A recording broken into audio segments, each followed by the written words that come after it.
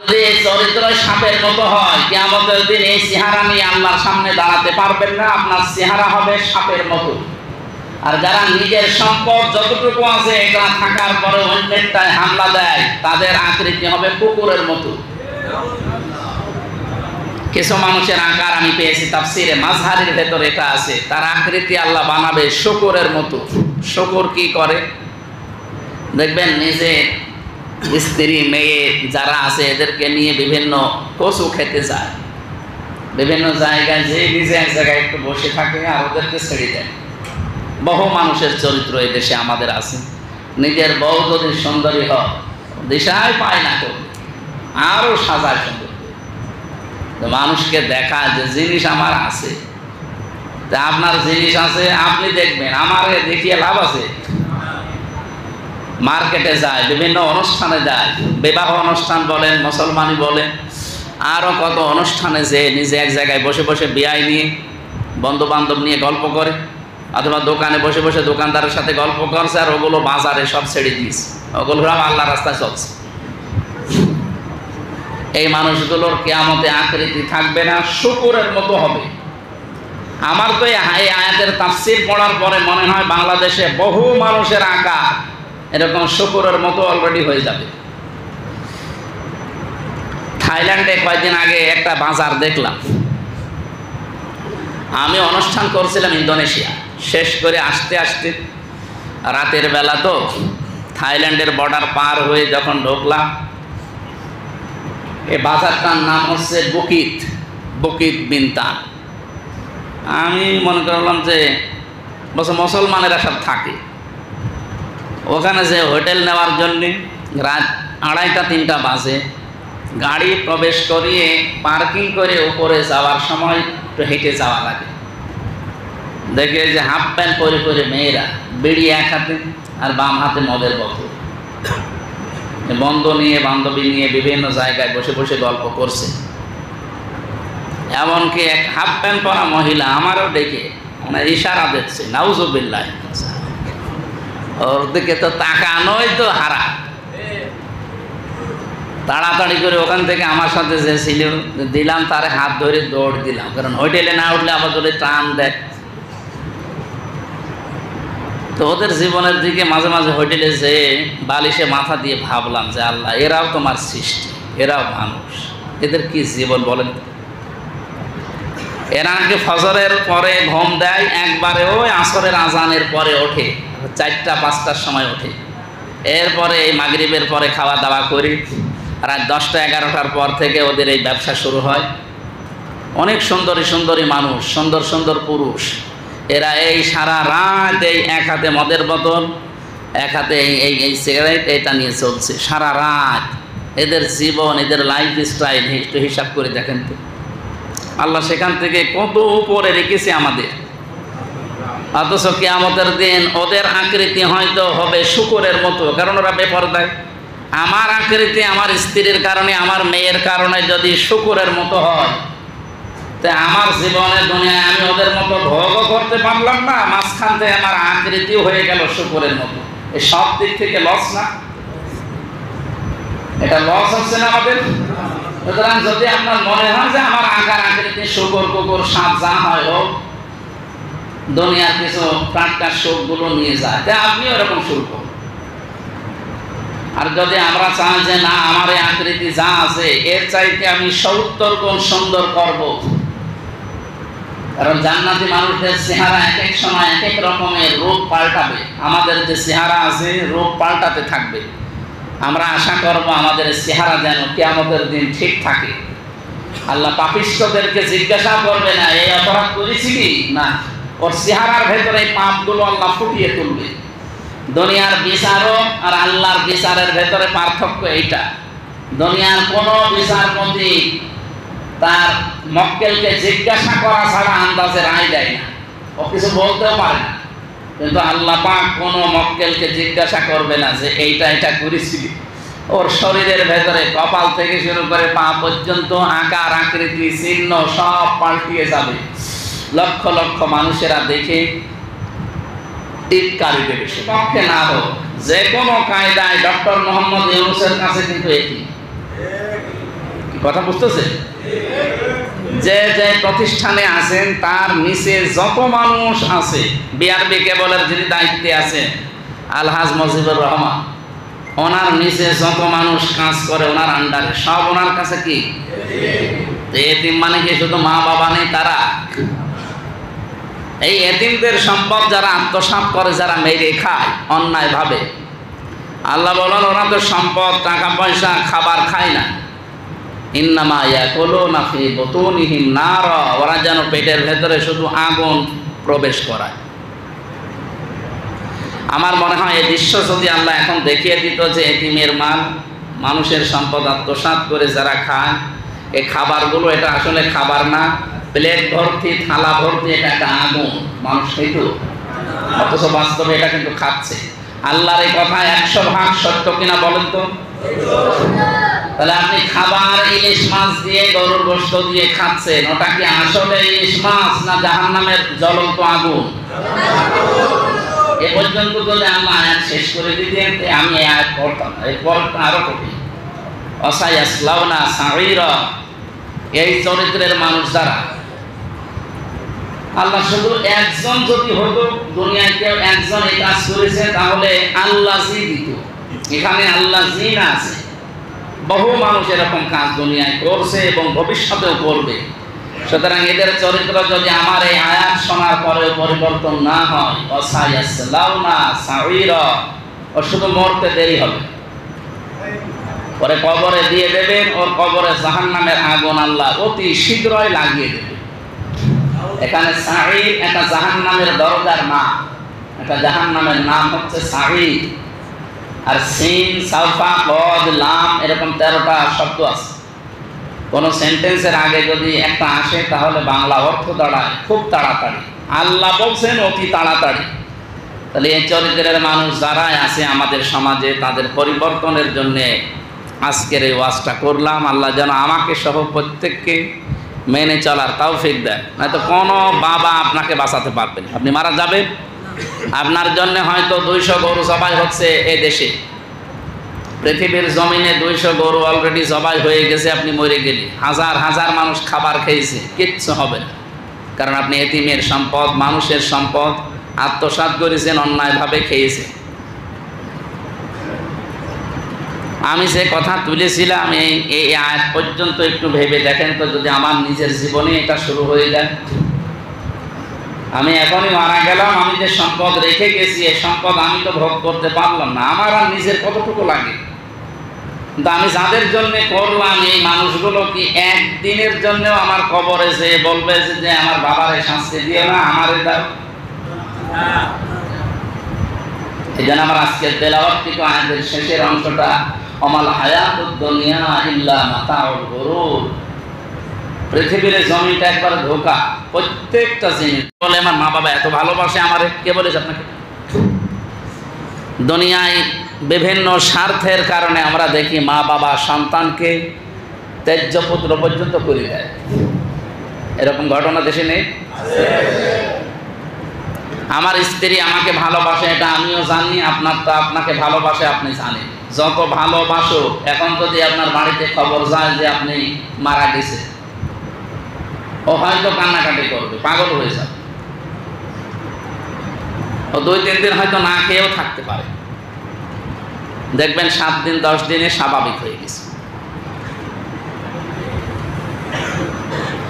এরপরে আপনার বউ তো আর বউ থাকবে না, ঠিক তার মা বাবা নিয়ে অন্য জায়গায় বিয়ে দেবেন। 3 মাস 10 দিন পরে যখন অন্য জায়গায় বিয়ে দিয়ে দেবে, 7 দিন পরে তার বাবা যদি মেয়েকে কল দেয় যে কেমন লাগছে এই জামাই, বলে জামাই মানে আগে যে হামজা ছিল ওকে মানুষ, এ যা পেয়েছি এ তো একেবারে আল্লাহর ওলি, আর আপনি এতদিন যা করেছেন সব শেষ। কয় দিনে? মাত্র 3 মাস 10 দিনে। এই হচ্ছে দুনিয়ার ভালোবাসা। আমার তো মন ডেকে বলে আমি যদি এখন মারা যায়, আমার বউ আপনাদের বউর তুলনায় ভালোবাসে অনেক বেশি। এখন মারা গেলে যদি ওর কাছে খবর যায় যে হামজা মরে গেছে, যে ঘরে এতদিন থাকতো এই চৌকির নিচে ওরে কবর দেওয়া হবে, আমার বউ রাজি হবে? বলবো কি এখানে জিন আসবে? অথচ এই যে 8-9 বছর আমার সাথে আছে, কোনোদিন জিন এসেছে না, এখন জিন আসতেছে। এখন একটা দিনও পার হয়নি অথচ জিন আসতেছে এখন। অথচ এদের হাসি খুশি, এদের আনন্দ দেওয়ার জন্য আমি ডান বাম দেখি নাই, ডান হাত বাম হাত সব বাবা শাহজালাল হালাল করে চালিয়েছি দুনিয়া। আল্লাহ এই জন্য মাতাউল গরুর দিয়েছেন, পৃথিবীর জমিনটা ধোকা, সাবধান। একবার যদি পা পিছলে এরকম কিছু হয়ে যায় না, আর কোনোদিন উঠে আসবে না। এই জন্য অন্যের সম্পদ যেন নিজের দখলে নেওয়ার মন মানসিকতা আমাদের পরিহার করতে পারি। আজকের এই জমান নামাজে এসে আল্লাহ এরকম একটা মন আমাদেরকে দান করো, বলেন আমি। আমি যে হাদিস দিয়ে আরম্ভ করেছিলাম, পৃথিবীর এই সম্মানিত সৃষ্টি মানুষের সম্মান নিয়ে যত সিনেমিনি খেলা হয়েছে, এখন হচ্ছে, এটা বন্ধ হওয়া দরকার। আল্লাহ বলেন আমি সম্মান দিয়েছি বনি আদম সন্তানকে, তাদের সম্মান নিয়ে যেভাবে সিনেমিনি খেলা বিশেষ করে এই 15 বছরে হয়েছে, আগামীতে কেউ যেন এই সম্মানিত সৃষ্টি মর্যাদা সম্পন্ন এই মানুষের সম্মান নিয়ে সিনেমিনি কেউ খেলতে না পারে, সেই ব্যবস্থা করা লাগবে। আর এটা করবে ফেরেশতারা। হ্যাঁ, এইটাই তো আমরা বলি। আর এই কথা বললে মানুষের যে একেবারে বুকের উপরে লাগে, কোন কারণে? মানুষের সম্মান নিয়ে আপনি সিনেমিনি খেলে, তার দোষ ত্রুটি কিছু হলে আপনি প্রকাশ করেন, তাকে অসম্মান করার চেষ্টা আছেন। আপনি জানেন একটা মানুষের অপরাধ যদি কেউ গোপন করে রাখে, আল্লাহ কিয়ামতের দিন তার 70টা অপরাধ গোপন করে রাখবে। এই আমল বাংলাদেশে এখন নেই। আরো অপরাধ না থাকলে তার উপরে দোষ চাপিয়ে তাকে অপরাধী বানানো হয়। যার একটা অপরাধ গোপন করে দিলে নিজের অপরাধ 70টা আল্লাহ গোপন করে রাখবে, সে আমল নেই। আরো একজনের উপরে দোষ চাপিয়ে কি করে কালার করা যায়? এটাতে কত বড় অপরাধ দুনিয়াতে, আল্লাহর পরে এই পৃথিবীতে শিরকের পরে সবচাইতে বড় অপরাধ এইটা, যে তহমত বলা হয়, যেটা একটা মানুষের উপরে সে কিছু জানে না, দোষটা চাপিয়ে তারে দেশের সামনে কালা করে দিবে, তার মান সম্মান ইজ্জত আবরু সব শেষ। কোরআনে কারীম জানিয়েছে, ওমাই ইয়াকসিব খাতিয়াতান আও ইসমান সুম্মা ইয়ারমি বিহি বারিয়ান ফাকাদ ইহতামালা বুহতানা ওয়া ইসমাম মুবিনা। সূরা নিসার 112 নম্বর আয়াতে এসেছে। পৃথিবীতে বহু মানুষ এমন আছে নিজে অন্যায় করে, অন্যায়টা একটা মানুষের উপরে চাপায়, যে লোকটা ওই সম্পর্কে কিছু জানে না, তার উপরে মিথ্যায় অপবাদটা চাপিয়ে তাকে নষ্ট করে দেয়, তার সম্মান মর্যাদা কালার করে ফেলে। আল্লাহ বলেন এই লোকটা যেন প্রকাশ্য পাপের বোঝা বহন করে নিয়ে বেড়াচ্ছে, যদিও তোমরা দেখতে পাও না। আমার মনে হয় যদি এই কাজ কেউ করে আর এই পাপের বোঝা যারা বহন করে, আমরা যদি দেখতে পেতাম, ওরে কুকুরের চাইতেও ঘৃণা করতাম না। এই অপরাধী এখানে একজনও নেই, আমরা সবাই এরকম অপরাধ করছি। এমন মানুষের ওপর একটা দোষ চাপিয়ে, তার মানে মিথ্যা জিনিস, মিথ্যা মামলা বলেন, মিথ্যা কেস বলেন, মিথ্যা জিনিস চাপিয়ে দিলাম, মাঝখান থেকে আমার সেরকম লাভ হয়, ওই লোকটার ক্ষতি হয়ে গেছে। কিয়ামতের দিন আপনার এই এত সুন্দর এই মেকআপ করা চেহারা থাকবে না। যতই আপনি ফ্রেশ ওয়াশ দেন, আর ওই যে আরো কি কি আছে, যতই লাগান, একটা কিছু দিয়ে চেহারা আপনি ঠিক রাখতে পারবেন না। কিয়ামতে আপনার এই চেহারা হয়ে যাবে সাপের মতো। কার মতো? সাপের কাজ কি? একটা মানুষকে কামড় দেয়, লোকটা মরে যায়, সাপের কোনো লাভ হয়, মাঝখান থেকে ওই লোকটার জীবন শেষ। কিছু মানুষের চরিত্র এটা, ঘুম থেকে ওঠার পরে ওর ধান্দা থাকে কার ক্ষতি করবো, কার পেছনে বাঁশ দেব, কারে জড়িয়ে বিভিন্ন জায়গায় বিপদে ফেলে দিয়ে ওর কাছ থেকে মাল খাবো। আপনাদের এই পাড়ায় হয়তো এখনো তৈরি হয়নি, এই কাজ যারা করছেন আপনি এখনই থামবেন। আর নাই তো কিসের নামাজ পড়তে এসেছেন আপনি? আপনার যদি এই চরিত্র সাপের মতো হয়, কিয়ামতের দিন এই চেহারা নিয়ে আল্লাহর সামনে দাঁড়াতে পারবেন না, আপনার চেহারা হবে সাপের মতো। আর যারা নিজের সম্পদ যতটুকু আছে এটা থাকার পরে অন্যেরটায় হামলা দেয়, তাদের আকৃতি হবে কুকুরের মতো। কিছু মানুষের আকার আমি পেয়েছি তাফসিরে মাযহারের ভেতরে এটা আছে, তার আকৃতি আল্লাহ বানাবে শূকরের মতো। শূকর কি করে দেখবেন, নিজে স্ত্রী মেয়ে যারা আছে এদেরকে নিয়ে বিভিন্ন কচু খেতে যায়, বিভিন্ন জায়গায় যে নিজে এক জায়গায় একটু বসে থাকে আর ওদেরকে ছেড়ে দেয়। বহু মানুষের চরিত্র এই দেশে আমাদের আছে। নিজের বউ যদি সুন্দরী হয় দিশায় পায় না কেউ, আরো সাজায় সুন্দর, মানুষকে দেখায় যে জিনিস আমার আছে। তা আপনার জিনিস আছে আপনি দেখবেন, আমার দেখিয়ে লাভ আছে? মার্কেটে যায়, বিভিন্ন অনুষ্ঠানে যায়, বিবাহ অনুষ্ঠান বলেন, মুসলমানি বলেন, আরও কত অনুষ্ঠানে যে নিজে এক জায়গায় বসে বসে বিয়াই নিয়ে বন্ধু বান্ধব নিয়ে গল্প করে, অথবা দোকানে বসে বসে দোকানদারের সাথে গল্প করছে, আর ওগুলো বাজারে সব ছেড়ে দিয়েছে, ওগুলো আল্লাহ রাস্তায় চলছে। এই মানুষগুলোর কিয়ামতে আকৃতি থাকবে না, শূকরের মতো হবে। আমার তো এই আয়াতের তাফসীর পড়ার পরে মনে হয় বাংলাদেশে বহু মানুষের আকার এরকম শূকরের মতো অলরেডি হয়ে যাবে। থাইল্যান্ডে কয়েকদিন আগে একটা বাজার দেখলাম। আমি অনুষ্ঠান করছিলাম ইন্দোনেশিয়া, শেষ করে আসতে আসতে রাতের বেলা, তো থাইল্যান্ডের বর্ডার পার হয়ে যখন ঢুকলাম, এই বাজারটার নাম হচ্ছে বুকিত বিনতান। আমি মনে করলাম যে মুসলমানেরা সব থাকে ওখানে, যে হোটেল নেওয়ার জন্যে রাত 2:30-3টা বাজে গাড়ি প্রবেশ করিয়ে পার্কিং করে উপরে যাওয়ার সময় একটু হেঁটে যাওয়া লাগে। দেখে যে হাফ প্যান্ট পরে পরে মেয়েরা, বিড়ি এক হাতে আর বাম হাতে মদের বোতল, বন্ধু নিয়ে বান্ধবী নিয়ে বিভিন্ন জায়গায় বসে বসে গল্প করছে। এমনকি এক হাফ প্যান্ট পরা মহিলা আমারও ডেকে মানে ইশারা দিচ্ছে, নাউজুবিল্লাহ, ওর দিকে তো তাকানোই তো হারা। তাড়াতাড়ি করে ওখান থেকে আমার সাথে যে ছিল দিলাম, তারে হাত ধরে দৌড় দিলাম, কারণ হোটেলে না উঠলে আবার যদি টান দেয়। তো ওদের জীবনের দিকে মাঝে মাঝে হোটেলে যে বালিশে মাথা দিয়ে ভাবলাম যে আল্লাহ, এরাও তোমার সৃষ্টি, এরাও মানুষ, এদের কি জীবন বলেন। এরা আগে ফজরের পরে ঘুম দেয়, একবারে ওই আসরের আজানের পরে ওঠে, 4টা-5টার সময় ওঠে। এরপরে এই মাগরিবের পরে খাওয়া দাওয়া করি, রাত 10টা-11টার পর থেকে ওদের এই ব্যবসা শুরু হয়। অনেক সুন্দরী সুন্দরী মানুষ, সুন্দর সুন্দর পুরুষ, এরা এই সারা রাত এই এক হাতে মদের বোতল, এক হাতে এই সিগারেট, এটা নিয়ে চলছে সারা রাত। এদের জীবন, এদের লাইফ স্টাইল একটু হিসাব করে দেখেন তো, আল্লাহ সেখান থেকে কত উপরে রেখেছে আমাদের। অথচ কিয়ামতের দিন ওদের আকৃতি হয়তো হবে শূকরের মতো, কারণ ওরা বেপরদায়। আমার আকৃতি আমার স্ত্রীর কারণে, আমার মেয়ের কারণে যদি শূকরের মতো হয়, তা আমার জীবনে দুনিয়ায় আমি ওদের মতো ভোগও করতে পারলাম না, মাঝখান থেকে আমার আকৃতিও হয়ে গেল শূকরের মতো। এই সব দিক থেকে লস না? এটা লস হচ্ছে না আমাদের? সুতরাং যদি আপনার মনে হয় যে আমার আকার আকৃতি শূকর কুকুর সাপ যা হয় হোক, দুনিয়ার কিছু টাটকা সুখগুলো নিয়ে যায়, তা আপনি ওরকম শুরু করুন।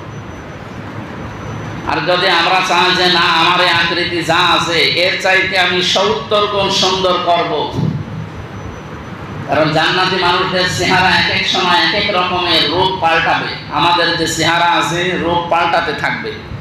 আমরা আশা করব আমাদের চেহারা যেন কিয়ামতের দিন ঠিক থাকে। আল্লাহ পাপিষ্ঠদেরকে জিজ্ঞাসা করবে না এই অপরাধ করেছি কি না, ওর চেহারার ভেতরে এই পাপগুলো আল্লাহ ফুটিয়ে তুলবে। দুনিয়ার বিচারক আর আল্লাহর বিচারের ভেতরে পার্থক্য এইটা। দুনিয়ার কোন বিচারপতি তার মক্কেলকে জিজ্ঞাসা করা ছাড়া আন্দাজে রায় দেয় না, ও কিছু বলতেও পারে না। কিন্তু আল্লাহ পাক কোন মক্কেলকে জিজ্ঞাসা করবে না যে এইটা এটা করেছিলি। ওর শরীরের ভেতরে কপাল থেকে শুরু করে পা পর্যন্ত আকার আকৃতি চিহ্ন সব পাল্টিয়ে যাবে। লক্ষ লক্ষ মানুষেরা দেখে টিটকারি দেবে, শুধু উপহাস করবে। কোরআনে কারিমের সূরা আনআমের 31 নম্বর আয়াতে আল্লাহ ঘোষণা দিয়েছেন, অহুম ইয়াহমিলুনা আওসারহুম আলা যুহুরিহিম আলা সাআ মা ইয়াজিরুন। ওয়া মানে এবং হুম মানে তারা, ইয়াহমিলুনা আমালা ইয়াহমিলু মানে বহন করা, এটা মোজারি, বর্তমান, ভবিষ্যৎ, প্রেজেন্ট, ফিউচার, ভালো করে খেয়াল করে। এবং তারা বহন করে নিয়ে যাচ্ছে এবং যাবে। কি যাবে? ইয়াহমিলুনা আলা আওজারহুম আলা যুহুরিহিম। সার মানে বোঝা, বোঝা বোঝা বোঝে কি? এই যে জিনিস এক জায়গায় করে দড়ি দিয়ে বেঁধে, ওটার নাম কি? বোঝা। এই এক বচন হচ্ছে জার, আর বহু বচন হচ্ছে আওজার। আল্লাহ এখানে এক বচন দিয়েছে, না বহু বচন? বহু বচন দিয়েছে। তারা বহন করে নিয়ে যাচ্ছে এবং যাবে বোঝা সমূহ। কিসের বোঝা? তাদের অপরাধে, পাপে, অন্যায়। কিসের উপরে? আলা যুহুরিহিম, তাদের পিঠের উপরে। তাদের পিঠের উপরে তাদের এই বোঝাগুলো আল্লাহ যখন চাপিয়ে দেবে। আমি আয়াতটা পড়ার পরে যতগুলো তাফসীর মিলিয়েছি, চিন্তা করেছিলাম আল্লাহ যদি ঝাড় দিতে, সত্য কথা বলছে আয়াত আমি কোনো তাফসীর মাহফিলে বলতাম না, কিন্তু আওঝার দিয়ে আমিও ধরা পড়ে গেছি। আল্লাহ তাআলা বলেন, মানুষ যখন পাপের বোঝা একটা চাপিয়েছি, এটা এক বছর দিলেই আমি শেষ করে দিতাম। বহু বছর দিয়েছি কেন জানো? আর ইয়াহমিলুনা দিয়েছি, এটা বর্তমান, ভবিষ্যৎ, প্রেজেন্ট, ফিউচার লাগিয়েছি এই কারণে। ও হয়তো এখন একটা পাপ করে মরে গেল, বোঝা আমি তারে বাঁধলাম, এই 2 মনের বোঝা চাপিয়ে দিলাম তার পিঠের উপরে। কিন্তু এই লোকটা এখন শেষ না, কিয়ামত পর্যন্ত আস্তে আস্তে ওর বোঝা হবে 2000 মণ।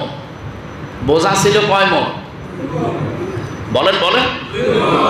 কিয়ামত আস্তে আস্তে যদি বোঝা হয় 2000 মণ, কিভাবে হবে? ওই এমন এমন অপরাধ করেছিল দুনিয়ায়, ও হয়তো মরে গেছে, কিন্তু অপরাধ তো মরে যায়।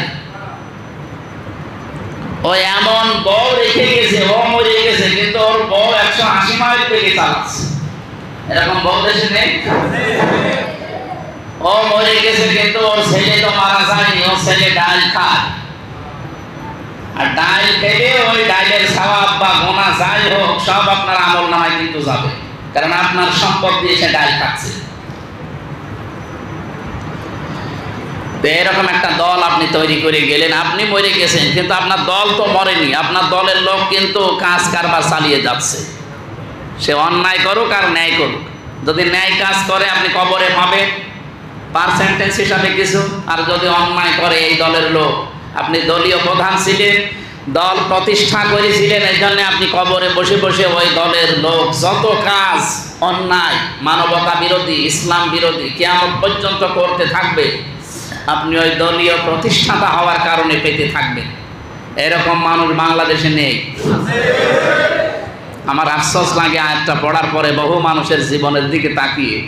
সেই লোকটা হয়তো 60 বছর বয়সে মরে গেছে, না 60 মণ গোনা করেছিল, কিন্তু এখন কিয়ামত আসতে আসতে তার গোনার বোঝা যদি 60,000 মণ হয়, আল্লাহ এই জন্য বলেন চাপাতেই থাকবো, শুধু চাপাবো না, যেন ইয়াহমিলুনা, একটার পর একটা চাপাতেই থাকবো। এমন একটা দল আমি তৈরি করে রেখে চলে গেলাম, আমি মরে গেছি, আমার গোনা শেষ, কিন্তু আমার দলীয় লোকজন তো মরেনি। ও যতদিন ওই দল থাকবে ততদিন ওই দলের যত লোক আরো বাড়বে, যত অন্যায় করবে, একটা একটা করে আমার আমল নামায় আসতেই থাকবে।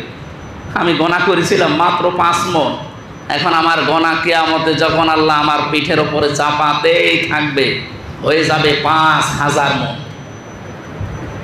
ফেরেশতারা দেখবে আর বলবে আলা সামা ইয়াসিরুন, নিকৃষ্ট বোঝা হামজা বহন করে নিয়ে যাচ্ছে। বলে নাউজুবিল্লাহ।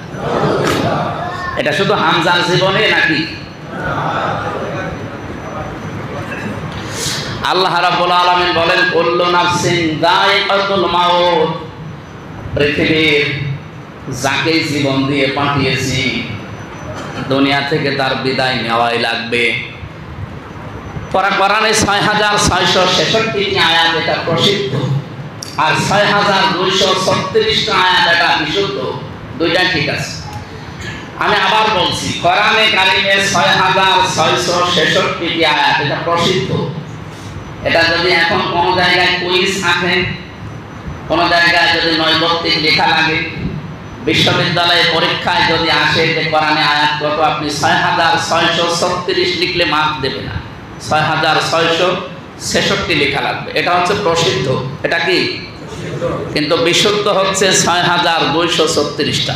আপনি গণনা করে দেখেন, ৬৬৬৬টি আয়াত পাবেন না। সর্বোচ্চ আয়াত কয়টা আছে? ৬২৩৬টা।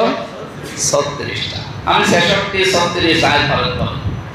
পৃথিবীতে বহু মানুষকে আমরা পেয়েছি তারা ৬৬৬৫টা আয়াত অবিশ্বাস করেছে এবং মানেও না, কিন্তু একটা আয়াত তারা বিশ্বাস করে। সে যদি কোরআন শরীফ, আল্লাহ, রাসূল কিচ্ছু না মানে, এমনকি পরকালে ওঠা লাগবে, এটাও বিশ্বাস করে।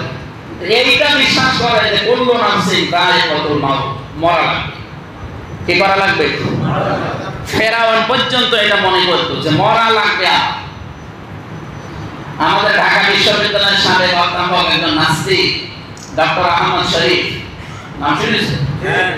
এই লোকটা আল্লাহ রাসূল বিশ্বাস করতো না। নাম কিন্তু সুন্দর, দেখেছেন? আহমেদ শরীফ, কত সুন্দর নাম। কিন্তু লোকটা ক্লাসে বলতো আমি যদি মারা যাই, এই যে ও যদি না মারা যাবে বিশ্বাস না করত, আমি যদি মারা যাই যে আমার লাশ তোমরা কবরে দিবা না, কারণ মুসলমানদের ধর্ম আমি বিশ্বাস করি না। ছাত্র ছাত্রীরা বলছে তাহলে আপনার লাশ আমরা ঘুরিয়ে ফেলি, হিন্দু ধর্ম না, ও ধর্ম আমি মানি। তা আপনি হিন্দু ধর্ম মানেন না, ইসলামও মানেন না, তাহলে লাশ করবো কি? আমি যদি মারা যায় আমার লাশ ঢাকা মেডিকেল কলেজে দিয়ে দিবা, ছেলে মেয়েরা আমার লাশ কেটে কেটে মেডিকেলে ডাক্তারি শিখবে। চিন্তা করেন, এই লোকটা কোরআনের কোন আয়াত বিশ্বাস করেছে? একটা আয়াত বিশ্বাস। কোনটা? এটা মরা লাগবে। আপনি যাই করেন না কেন, কি করা লাগবে? কোরআন শরীফের ভেতরে আল্লাহ যেখানে হায়াত আর মওতের কথা আমাদেরকে জানিয়েছে, সেখানে দেখবেন আগে মওত। আল্লাযী খালাকাল মাউতা ওয়াল হায়াতা লিয়াবলুয়াকুম আইয়ুকুম আহসানু আমালা। আমি আগে মানুষের মওত বানিয়েছি, এরপরে হায়াত বানিয়েছি, নাকি আগে হায়াত এরপরে মওত? আগে আল্লাহ বলেন আল্লাযী খালাকাল মাউতা, আমি মওত বানিয়েছি আগে। আমি যা যা সৃষ্টি করলাম তার ভিতরে প্রথম বানালাম মওত। আল্লাহর প্রথম সৃষ্টি কি? না, এটা ঠিক আছে। প্রথম সৃষ্টি বললাম না, আল্লাহ সর্বপ্রথম সৃষ্টি করেছেন কলম। অনেকে বলে আল্লাহ নবীর নূর বানিয়েছে, আব্বাহু মা খালাকাল্লাহু নূরি, সর্বপ্রথম আল্লাহ নবীর নূর বানিয়েছে। না, এটা হাদিস নয়, এটা হাদিসের নামে জালিয়াত, এটা আরবি প্রবাদ। এটা এই হাদিসের সনদ মতন ঠিক নেই। একটা হাদিস যদি সঠিক হতে হয় তার সনদ এবং মতন ঠিক থাকা লাগবে। এটা আলেমরা বুঝবে, আপনারা সাধারণ মানুষ। এই যে হাদিসটা মানে আরবি প্রবাদটা হাদিস বলে চালানো হয় বাংলাদেশে, বিভিন্ন ওয়াজ মাহফিলে এগুলো বলে। বিশেষ করে একজন মারা গেছে আল্লাহর এক বান্দা, ওই যে তোফাজ্জল হোসেন ভৈরবী, উনি এইটা বলতো। আর এখন ওই যে সুন্নির কিছু মুসলমান নামধারী আছে, আমার ওই গিয়াসউদ্দিন তাহেরি সাহেব, ওনারা কিন্তু এইটা বলে আব্বালু মা খালাকাল্লাহু নূরি, সর্বপ্রথম আল্লাহ নবীর নূর বানিয়েছে। এটা একটা আরবি প্রবাদ। আমার বিশ্ববিদ্যালয়ে পরীক্ষার সময়, আমি যখন ভর্তি পরীক্ষা দিয়েছিলাম, ওই সময় এই বাক্যটা ছিল। আমি তো সেই ছোটবেলা থেকেই মনে করছিলাম যে এটা হাদিসই হবে। কিন্তু পরবর্তীতে এই চিন্তা ভাবনায় যে দেখছি না, এর মতনও ঠিক নেই, সনদও ঠিক নেই। কথা শুনতে তো ভালোই মনে হচ্ছে যে সর্বপ্রথম আল্লাহ নবীর নূর বানিয়েছে, এত বিশাল ব্যাপার, নবীর সম্মান মনে হয় আরো বেড়ে গেল। অথচ কোরআন বলছে নুন আল কলামি ওয়া ইয়াসতুরুন, আল্লাহ বলেন আমি কলমের কসম দিয়েছি এবং কলম দিয়ে লেখকরা যা লেখে ওই লিখিত জিনিসেরও কসম দিলাম। তাহলে সর্বপ্রথম আল্লাহ বানিয়েছে কি? কোনদিন ভেবেছেন আল্লাহ কলমের মতো এতটুকু এই জিনিস বানিয়েতে গেলেন? সর্বপ্রথম আসমান জমিন লৌহ সব কিছু বানানোর আগে আল্লাহ বানিয়েছে সর্বপ্রথম কলম। কি দরকারে কলম বানানো? আপনি চিন্তা করে দেখেছেন? পৃথিবীর সব কিছুর মূলে কিন্তু এই কলম। একটা মানুষকে ফাঁসি দেয় কি দিয়ে? বলেন বলেন। একটা মানুষের এই যে জমিন জাল দলিল করে নেয় কি দিয়ে? একটা ভালো মানুষকে পেপার পত্রিকায় কালার করে দেয় কি দিয়ে? সব কিছুর মূলে কলম। আবার একেবারে কিচ্ছু জানে না, চরিত্র বলতে কিচ্ছু নেই, তারে ফুলের মতো পবিত্র বানিয়ে দিচ্ছে কি দিয়ে? সব কিছুর মূলে কলম। এই জন্য সাংবাদিক যারা, লেখক যারা, এদের আল্লাহ সাবধান বানিয়ে দিয়েছেন। সাবধান, যা লেখবা এই লিখিত জিনিসেরও কসম দিলাম, উল্টা পাল্টা লিখে যাবা, তুমি হয়তো মারা যাবা, কিন্তু লিখিত জিনিস তো মরে যায়। লিখে রেখে গেলে তুমি চলে গেলে ওই লিখিত জিনিস যতদিন থাকবে, যত মানুষ ওটা দেখবে, পড়বে, খারাপ ধারণা করবে আর ভালো ধারণা করবে। যদি ভালো হয় সওয়াব পাবা, খারাপ হলে ওই গোনার বোঝা বাড়বে না বাড়তেই থাকবে? বাড়তেই থাকবে। গোনা হয়তো আপনি 50 বছরে, আমার এই যে 33 বছর, 33 মন গোনা নাই আমার, এক এক বছরে 1 মন করি, 33 মন। আমি এখন মরে গেলাম, আল্লাহ আমার পেটের ওপরে চাপিয়ে দিলে 33 মন। কিন্তু কিয়ামত আসতে আসতে কি 33 মন থাকবে না 33,000 মন হয়ে যাবে? কারণ আমি এমন মেয়ে রেখে গেছি যে মেয়ে অপরিমণে চাইতেও নিকৃষ্ট। এরকম মেয়ে দেশে নেই যে রাস্তাঘাটে বাজারে বের হলে মানুষ সেনায় সাইলাম করে ফেলে এই মেয়ের কারণে। এমন ছেলে রেখে গেছে যে ছেলে শুধু বাবা খায়।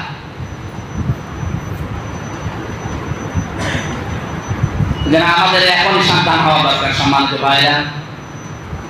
এই লোকটার কথা বলছিলাম, জীবনে সর্বপ্রথম আল্লাহ কিন্তু বানিয়েছেন কলম, ওই হিসাবে।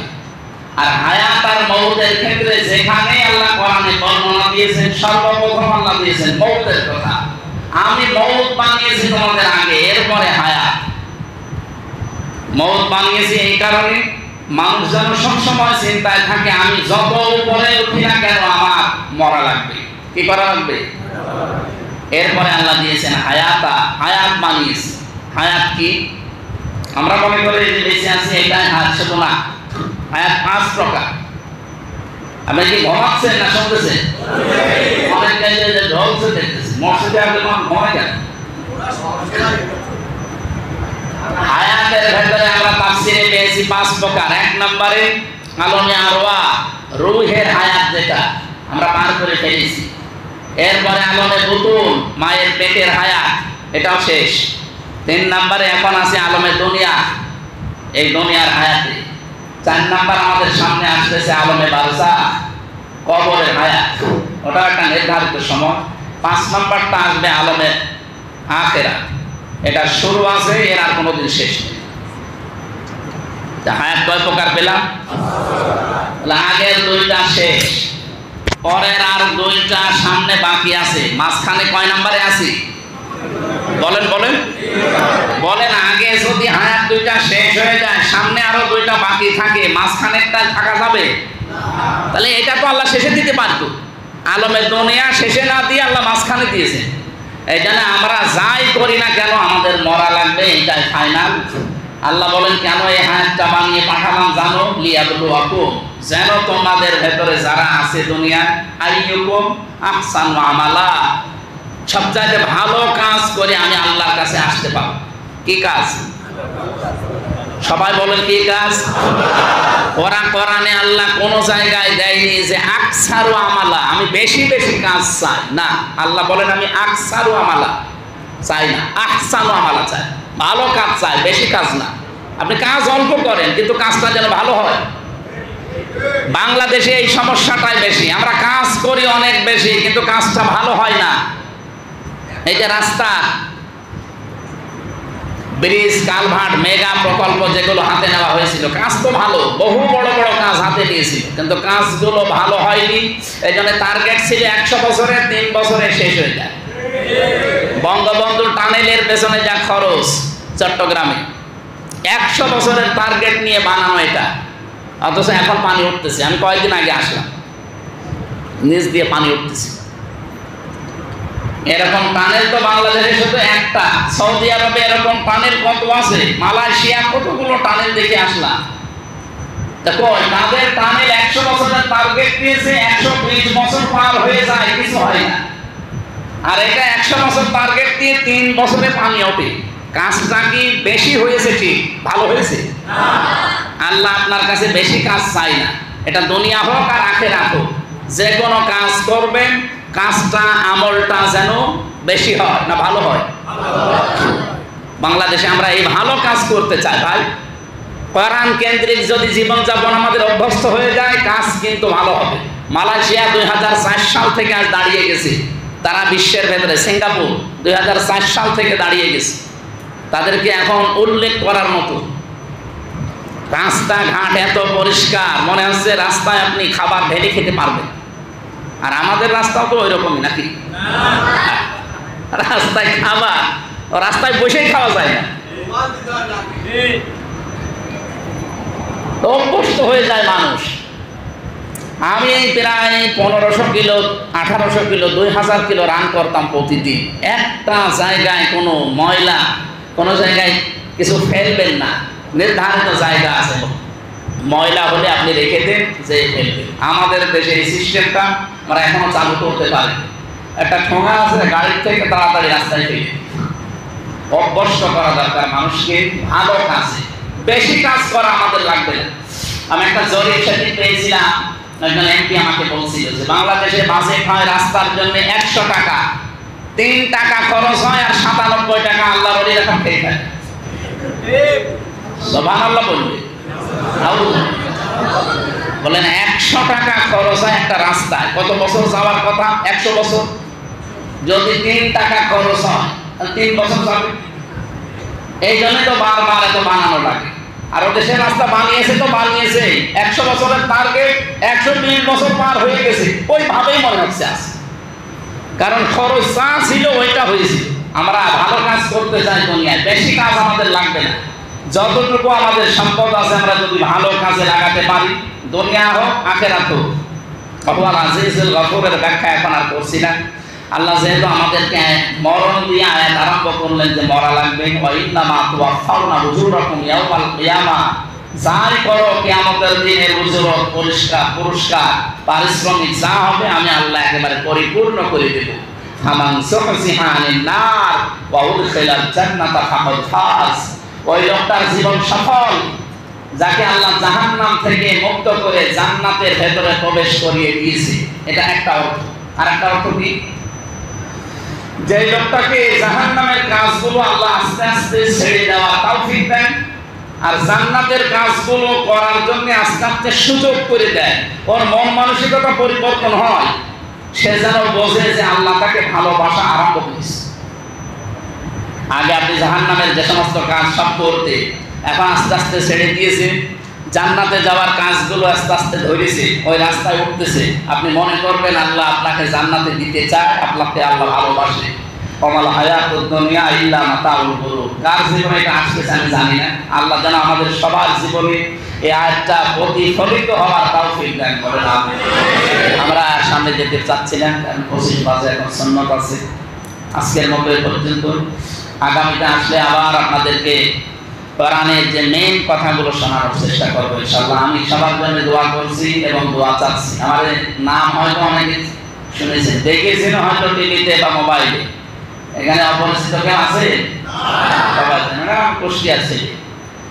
আমার বাড়ি সদর থানা, ইবি থানার ভেতরে এখন দাবিরা পিটা পাটিকা বাড়ি ইউনিয়ন। আর আমি এখন কুষ্টিয়া 6 রাস্তা মোড়ে বাবার বাড়ি আছে, ওখানে থাকি। দোয়া চাচ্ছি আপনাদের কাছে এবং দোয়া করছি। আসসালামু আলাইকুম ওয়া রাহমাতুল্লাহ। সন্ন্যত মনে হয় পড়া হয়, সন্ন্যত পড়ে নে।